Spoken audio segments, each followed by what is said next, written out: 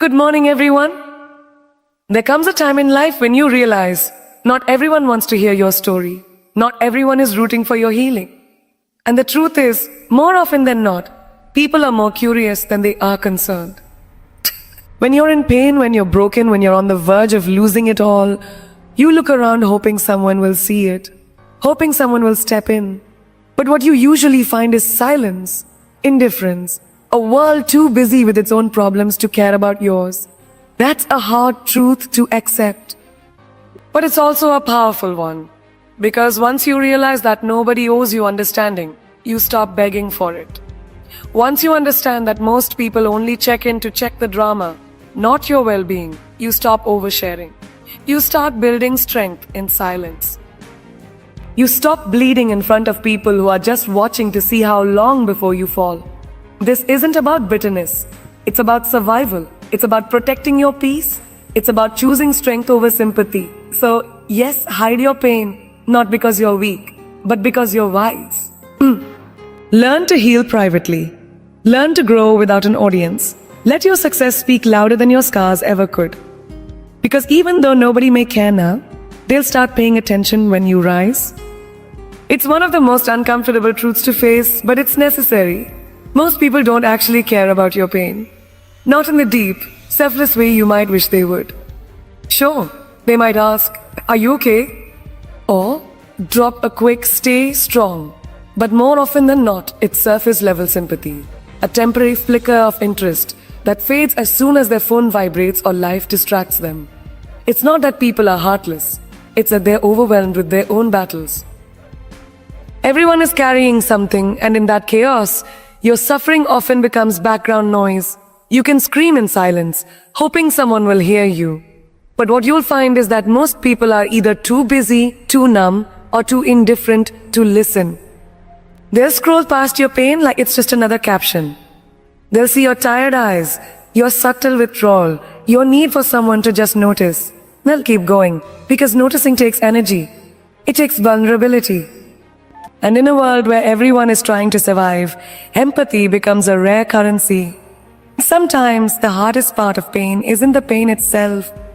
It's the loneliness that follows. The realization that what's breaking you down isn't breaking anyone else's routine. You could be falling apart and still get texts like, "Hey, can you do me a favor?" People don't pause for your hurt. They don't rearrange their day because your world is crashing. The world doesn't stop spinning just because yours is on fire. They're on fire. You start to learn the difference between people who ask how you're doing because they care, and those who ask because it's polite. You begin to notice how quickly conversations shift when you answer honestly. Say, "I'm fine," and they nod. Say, "I'm not okay," and they freeze, unsure of what to do next. Because in truth, most people want you to be okay for their own comfort, not for your healing. Your vulnerability makes them uncomfortable. Your sadness feels like a burden they're not willing to carry. So you stop telling the truth. You stop opening up. You smile through it. You joke through it. You learn how to wear your pain like a well-fitted mask. Because after a while, you realize it's safer that way. There's a deep irony in the way we are taught to seek validation for our pain. We are conditioned to believe that sharing our struggles with others is a sign of strength, a form of connection. We think that by opening up, by expressing everything we're feeling, we will find solace. And maybe, for a moment, we do. But more often than not, oversharing can do more harm than good. When you reveal your pain too freely, it's not always met with the understanding you expect. Instead, it often becomes the subject of gossip, unsolicited advice, or judgment. You may think that sharing your raw emotions will bring people closer, but in many cases, it creates distance. People don't always know how to handle the weight of your truth. They might feel awkward, unsure of what to say, or even uncomfortable with the depth of your vulnerability. As a result, they might distance themselves or react in ways that feel dismissive, even if unintentionally. It's easier for them to ignore the situation than to engage with it. It's easier to throw out a quick, "It'll get better," than to sit in the discomfort of your pain and really understand it. And then there's the danger of overexposure. In this age of social media, it's all too easy to share too much. You can post about your struggles, your heartbreaks, your battles, thinking that by broadcasting your pain, you'll receive the validation you need. But in reality, this often opens you up to strangers who are curious, not compassionate. People on the other side of the screen don't know you. They see your words, your moments of vulnerability, but they don't see the full picture. They can comment, offer advice, or even criticize without understanding the context. What was once a private battle becomes a public spectacle, and it's not always pretty. People might become invested in your struggle for a moment, but their investment isn't always rooted in empathy. Sometimes it's about entertainment. Sometimes it's about watching you fall, only to rise again. It's not about offering support. It's about witnessing your story as if it were a show. Oversharing can also drain you. Every time you open up, you expose yourself to others' opinions and judgments. You end up carrying their reactions, their thoughts, and their judgments on top of your own pain.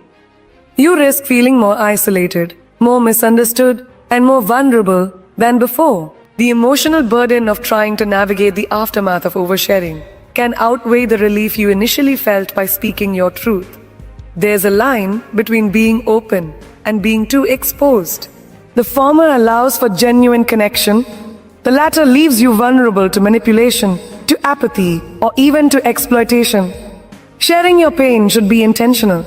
It should be done with care, with the understanding that not everyone is equipped to handle it, and not everyone deserves to. Vulnerability is powerful, but it's also delicate. If it's not met with the right response, it can leave you feeling more broken, more exposed, and more unprotected. So as much as we are encouraged to share our pain, there comes a point when we must ask, who am I sharing this with? Who am I sharing this with? And what do I hope to gain from sharing? You can't expect others to understand your pain in the way you need them to. Not everyone is capable, and not everyone is worthy of the deepest parts of your soul. Sometimes the most healing thing you can do is keep your struggle to yourself, not because you're ashamed, but because you recognize the power in protecting your heart from further harm. There's an odd kind of strength that grows in silence. It's not the type of strength that's obvious or loud. It's the quiet, steady kind, the kind that doesn't beg for attention, nor does it seek validation from others. It's the strength that comes from being with yourself, even when the world seems to turn its back on you. It's the strength that rises in the midst of your deepest pain, when no one is there to applaud you, when there's no audience to witness your struggle. In silence, there's a kind of solitude that forces you to face yourself. No distractions, no opinions, no noise. Just you and your pain, your thoughts, your deepest fears. In this space, you begin to understand the value of your own inner voice. You learn to rely on yourself, because when everything around you falls apart, you're all you have. You learn how to heal without needing others to heal you, how to pick yourself up when no one else is offering a hand. This is not to say that we should never seek help, or that we should endure every hardship alone. But there's a time and place for reaching out, and a time for retreating inward. Sometimes the loudest voices are not the ones that bring peace. The world may try to fill your mind with noise, constant chatter, opinions, advice, and distractions. But silence offers you the clarity to hear your own thoughts, to reflect, to process, and to grow. In this space of silence, you begin to realize that your pain, while deep, doesn't have to define you. It's a part of your journey, but it's not the end of your story. You don't need anyone's sympathy or approval to heal.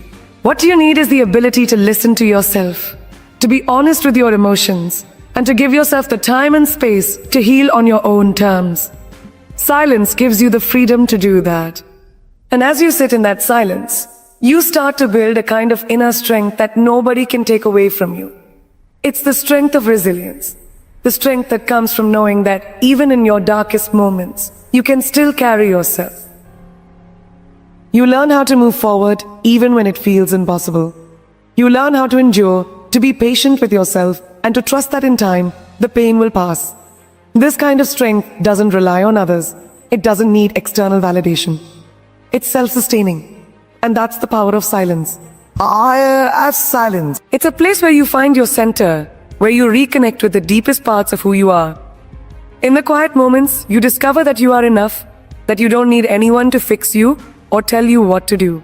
You are your own source of healing, your own source of power. It's in the silence that you learn the most about yourself. It's where you can reflect on your past, your mistakes, your regrets, and where you can find peace with all of it. The noise of the world is often filled with distractions, but silence cuts through it, allowing you to see the truth clearly. You stop running from your pain because you've come to understand it, not as a burden, but as a teacher. It teaches you patience. It teaches you how to listen. It teaches you that you don't need anyone to hold your hand through every storm.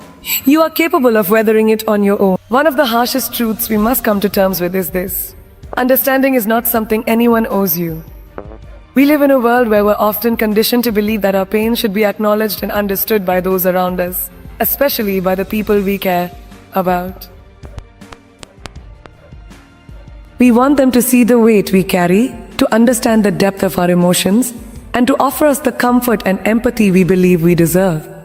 But the reality is, no one is obligated to understand your pain. Understanding is a gift. It's something that comes naturally when people care deeply and are willing to invest time and energy into truly seeing you. But expecting that kind of deep understanding from everyone around you is setting yourself up for disappointment. People are, at the end of the day, individuals with their own experiences, limitations, and perspectives. They see the world through their own lens, shaped by their history, their values, and their struggles. What makes perfect sense to you? The inner turmoil, the silent suffering, the weight on your shoulders, might be incomprehensible to someone else. Even the closest relationships, the ones built on years of trust and love, can be tested by our deepest pain. We may think that because we've shared so much of our lives with others, they should automatically be able to understand the parts of us that are broken or hurting. But this is not always the case. Even the people who love us most may struggle to grasp the complexity of what we are going through. They may try to help, but their efforts might miss the mark. They may try to offer advice, but it may not feel right. And the truth is, their failure to understand doesn't make you less deserving of care. It simply means that understanding is something people must choose to give. And sometimes, people don't choose it. This is where we must shift our expectations. If you're constantly waiting for others to fully understand your pain, you're giving them the power to control your healing. You're making your emotional well-being dependent on the actions of others. This isn't healthy. You can't expect anyone else to fully comprehend what you're feeling, because they can't live your life for you. They can't walk in your shoes, feel your grief, or understand the nuances of your emotional landscape. And that's okay. We also have to recognize that sometimes people don't understand your pain because they've never been there themselves. They haven't walked through the same fire, experienced the same heartbreak, or endured the same struggles. The inability to understand isn't always a reflection of how much they care. It's simply a reflection of their own limitations. It's a reminder that pain is subjective. What feels insurmountable to one person may seem like a minor inconvenience to another. Understanding, like empathy, is learned through experience, and not everyone will be in a place where they can offer that. This is where the real growth comes. When we accept that understanding is not owed to us, we free ourselves from the need for approval. We stop seeking permission to feel our pain, and we stop waiting for others to validate our suffering. Instead of pouring out our pain to others in the hope of being understood, we begin to cultivate a deep understanding of ourselves. We learn to validate our own emotions, to recognize that our pain is real, even if no one else sees it or understands it. We start to find comfort not in the approval of others, but in our own ability to sit with ourselves and navigate through the storm. It is empowering to realize that, ultimately, the responsibility for our healing lies with us. People may try to understand. They may offer their support or they may not. But either way, the burden of understanding your pain cannot be placed on others. It's your responsibility to understand yourself, to make peace with your emotions, and to heal in your own time and way. This shift in perspective doesn't mean you stop seeking connection or that you stop reaching out for help. It simply means that you stop depending on others for your peace of mind. Fatinga, you stop living in the expectation that everyone around you will be able to match the intensity of your feelings with an equally intense response. You start realizing that understanding yourself is the key to moving forward, regardless of whether others can fully comprehend your journey. There is a certain kind of sacredness in the way pain becomes your own personal journey, one that is private and unique to you. It is yours to navigate, to process, and to eventually overcome, not for the world's eyes, but for your own soul's evolution. In a world that constantly pushes us to share everything, to broadcast our experiences, and to open ourselves to the opinions of others, it can be difficult to remember that not everything needs to be shared. Pain, in many ways, is one of the most intimate parts of who we are, and it deserves the privacy to unfold in its own time and space. The idea that pain is a private journey goes against the current culture of overexposure. We are encouraged to share our emotional highs and lows on social media, to turn our pain into a spectacle, to make it something we can gather an audience for. But the truth is, sharing our pain too openly can sometimes rob us of the opportunity to heal in peace. It opens us up to the judgments of others, to unsolicited advice, and to a level of attention that we may not be prepared for. The emotional energy that goes into managing the reactions of others can drain us even further, adding layers of confusion and discomfort to an already overwhelming experience. We need to remember that our pain is not a performance. It is not something to be exhibited for validation or sympathy. It's a part of who we are, but it doesn't define us, and it certainly shouldn't be something we feel pressured to explain to the world. In the quiet spaces of our journey, we are allowed to simply be, without the need to explain or justify our feelings to anyone. Healing is deeply personal. Each person's experience with pain is different, and thus their path to healing will also be different. For some, it may require silence, retreat, and the time to reflect. For others, it may involve talking through their pain with a trusted friend, therapist, or family member. But no matter the method, it's important to honor the pace at which you need to go. There is no one-size-fits-all solution for healing, and no timeline that should be imposed.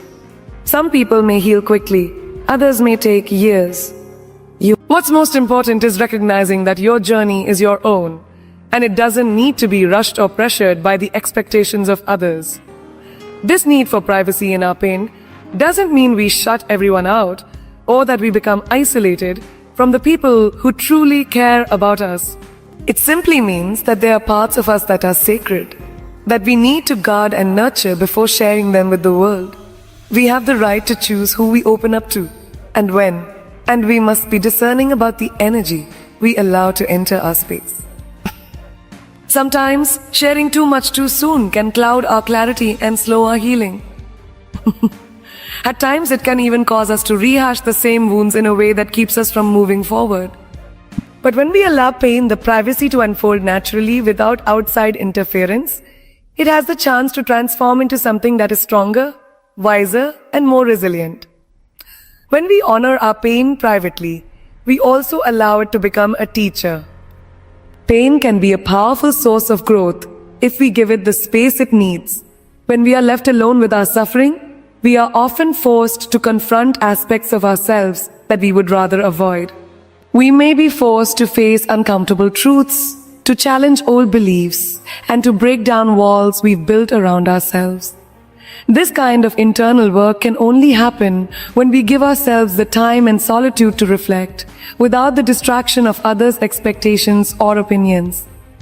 Moreover, when we treat our pain as a private journey, we allow it to be integrated into the fabric of who we are. It becomes part of our story, but not the entire narrative. We no longer allow our pain to control us or to define every aspect of our being. Instead, we choose to move through it, to transform it, and to ultimately emerge from it as someone who is wiser, stronger, and more whole. It becomes part of our emotional and spiritual evolution, but it does not stay as a source of suffering indefinitely. This approach to pain, one that is introspective, private, and respectful of our own boundaries, gives us the freedom to heal on our own terms. It's about learning to listen to our own needs and honoring the fact that we don't have to justify our healing process to anyone. Healing is not a performance, it is an internal journey, and it requires the space to be as complex and nuanced as our individual experiences. In a world that constantly pressures us to be open, to share, and to perform our emotions for others, learning to keep some things private is an act of radical self-care. It's a form of self-respect. It's the quiet confidence of knowing that you are entitled to your emotional privacy and that your healing is yours to control. No one else can walk this path for you, and therefore, it is only right that it remains a private, sacred journey. In a world that often underestimates your struggles or dismisses your pain, there is a quiet, powerful response that can outshine any words of sympathy or support. Your success. Success in this context is not just about financial achievements or outward recognition. It's about proving to yourself that, despite the obstacles, despite the people who didn't care, despite the pain you've endured, you are capable of moving forward. Success is a living proof that your pain does not define you. It is simply a chapter in a much larger story. The idea of success as a response to pain goes beyond conventional measures of achievement. It's not about seeking to prove anyone wrong or making a spectacle of your journey for the sake of revenge. Instead, it's about achieving growth, healing, and empowerment in ways that others might not have expected. It's about choosing to rise, not because you were given a hand, but because you found the strength within yourself to push through when no one else could see your struggle. Success in this sense is an affirmation of your resilience. Too often, we think success must be acknowledged by others, that we need the applause or recognition of the world to validate our achievements. But in the context of personal growth, success is most powerful when it is internal. It's the quiet sense of pride you feel when you realize you've made it through a tough period in your life without being consumed by it. It's knowing that you didn't need anyone else to carry you through your darkest times. Your ability to rise is the ultimate proof that you are more than the sum of your struggles. Moreover, success isn't always immediate. It isn't always grand or visible. Success can be as simple as waking up every day and choosing to move forward, even when the weight of the world feels unbearable. It can be the act of setting small goals and achieving them. Whether that's getting out of bed, going to work, reaching out to someone for support, or even simply sitting with your pain and allowing it to pass. Every day you survive, every step you take toward healing is success in its own right. These small victories accumulate over time, and eventually they transform you. The key to success as a response to pain is not allowing the narrative of your life to be dictated by others' perceptions. When others fail to understand your pain, when they dismiss your struggles, or when they walk away, your response should not be to seek their approval or prove them wrong.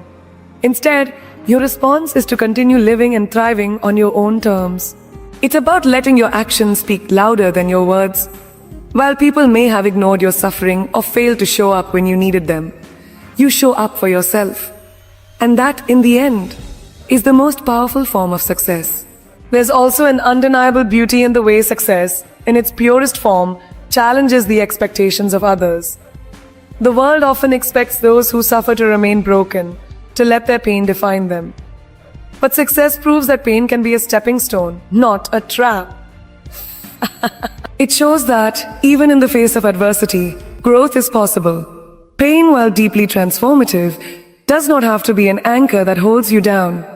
It can be the catalyst for the person you are meant to become. And when you achieve success in your own way, you demonstrate to the world that you are not your pain, you are the strength that comes after it. The most profound form of success comes when you realize that you don't need others' approval to heal, to grow, or to achieve. The more you rise, the less you need the validation of those who didn't care. The indifference becomes irrelevant. It is your own progress, your own healing, and your own triumphs that become the loudest statement. Success, in this context, is a declaration that you will not be defined by your wounds but by your resilience. It's also important to recognize that success is not a one-time achievement. It's an ongoing process. You will continue to face challenges, but every time you rise above them, you add another layer to your success story. Each success, no matter how small, brings you closer to the person you are meant to be. You don't need to wait for a big moment to declare your victory. Success is in the accumulation of all the small, quiet acts of resilience you make every day. When you choose success as your response to pain, you are choosing to reclaim control over your narrative. You are saying to the world, I will not be a victim of my circumstances. I will rise regardless of who watches, and I will prove that my strength is more powerful than my suffering. And that, more than any applause, is the greatest form of success you can ever achieve. In the end, hiding your pain doesn't mean denying it or pretending it doesn't exist. First, it means recognizing that your pain is yours to carry, to learn from, and to eventually transform. It means choosing not to be defined by your struggles, but to rise above them, even when the world may not notice or understand. It means that you don't need the validation of others to validate your worth. Your journey, your healing, and your success are yours to shape. The world may not always care about your pain, but you have the power to decide how it affects you. You have the strength to transform that pain into something beautiful, something that empowers you, and something that proves that you are stronger than any obstacle that comes your way. So, hide your pain if you must, but know that it doesn't define you. Your actions, your resilience, and your success are the greatest responses you can give to a world that sometimes chooses not to understand. And in that, you will find your true strength.